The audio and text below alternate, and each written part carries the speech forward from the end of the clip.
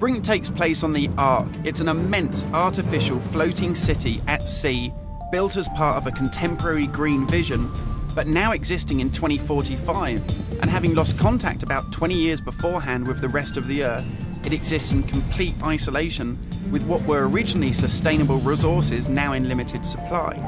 The result of this is that competing social factions have been thrown into an isolated and horrific conflict. We're heading to the Ark's airport. This was the original location that celebrities flew in and out of and had their photo opportunities, but it's also, because it's been deserted and disused for 20 years, the ideal location for me to show you a couple of the game's features in the absence of any enemies.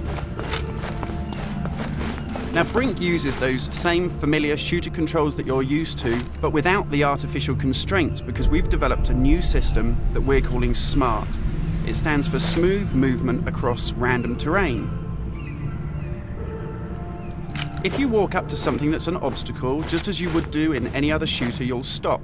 But if you want to try and indicate to the game that you want to get somewhere as quickly as possible, using this SMART button, you're able to vault, mantle and climb with ease.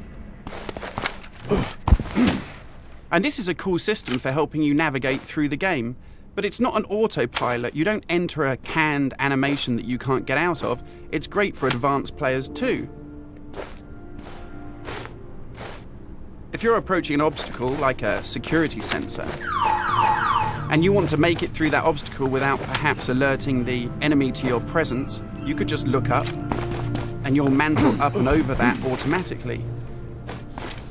And by the same token, if you use your same SMART button just running towards something and looking down, you'll indicate to the game that you're able to slide under something.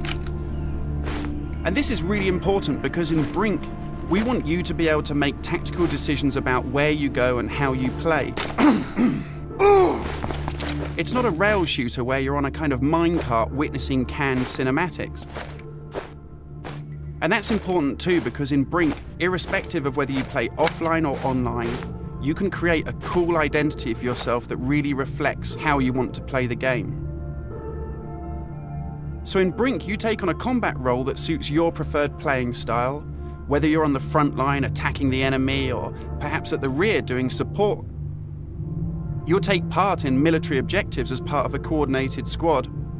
And when you complete these successfully, you'll earn experience points that allow you to unlock cool upgrades for your weapons, really cool abilities that suit the way that you want to play, and also cool outfits that reflect what a badass you are.